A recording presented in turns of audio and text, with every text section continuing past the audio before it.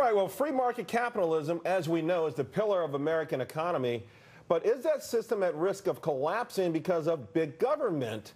That is the question that happens to be the central theme of a new book out this month. And joining us now is Donald Luskin, author of I Am John Galt, and he's also Chief Investment Officer of Trend Macro. Congratulations on the book, Don. Thank you. Great to be here. Give us a little bit about what the book is about, what you're trying to achieve with it. What we're trying to achieve is we're trying to say, whoa, how is it that 53 years ago when Ayn Rand wrote Atlas Shrugged, she described a world that's exactly like the world we live in today.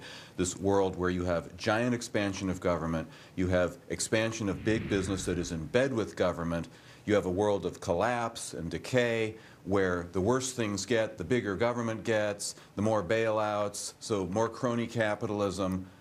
It's a nightmare world, but at the same time, the world of Atlas Shrugged is also a world of great heroes. It's entrepreneurs and investors and inventors who are changing the world, and we have those people in our world today too. How can we understand that duality? It's just a question of what philosophy you live by. You live by individualism and capitalism, you're an achiever. You live by collectivism and altruism, you're a parasite. It's that simple. But Don, I think in the book, John Galt, decided not to share his innovations, his expertise. Are entrepreneurs in a position right now to say, hey, I'm going to do the same thing. If you guys don't like the fact that I'm creating jobs in this country, that I'm making this a better place to live, are they really in a position to withdraw, or do they have to take the browbeating that they've actually taken this more recently? Well, there are different types of people out there. You know, you've got guys like Steve Jobs or Mark Zuckerberg who just do what they do just because it's so cool. They don't care about anybody else. So they don't care about the government or politics. They're just into it because they love what they do, and that's cool, and thank goodness for them. On the other hand, you've got guys like Bill Gates, who built the world's greatest business, the world's greatest personal fortune. Then in 1999 and 2000, when his own government branded him a criminal for succeeding too much, he resigned as CEO of Microsoft. He pulled back. Has the Microsoft stock price ever reattained that level when Gates was running things? No. He pulled a John Galt. But John, a couple of things that the example of the two examples in particular, Steve Jobs and Mark Zuckerberg, what they have in common is the ability to access data and possibly violate privacy in ways that we never imagined possible. And so now what we're seeing is the government getting involved to safeguard the interest of personal safety. How does all of that sort of play in? Because these heroes in your book aren't necessarily doing right by consumers and citizens out there. Well, be careful there. You know, everybody has to play by their rules, and a properly formed government is formed to protect citizens from force and fraud. Now, on the other hand, you've got a government that's always seeking to enlarge itself, so it picks big, juicy targets like Mark Zuckerberg. He's suddenly rich. There's a movie made about him. So why don't we trump up all these charges about him being a violator of privacy?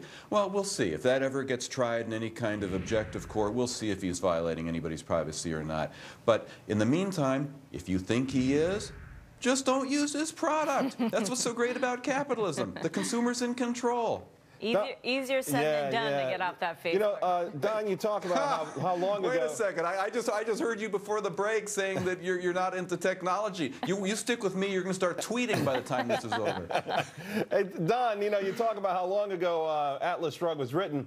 Also, for a very long time, there were countries that were steeply into socialism, and now around the world, from Chile to the Ukraine and parts of Europe, we're seeing that rejected, except in this country, it's not. Do you sense that there's going to be some sort of global divide where the real workers of the world unite against the people who aren't necessarily contributing? And if that happens, what would the outcome be?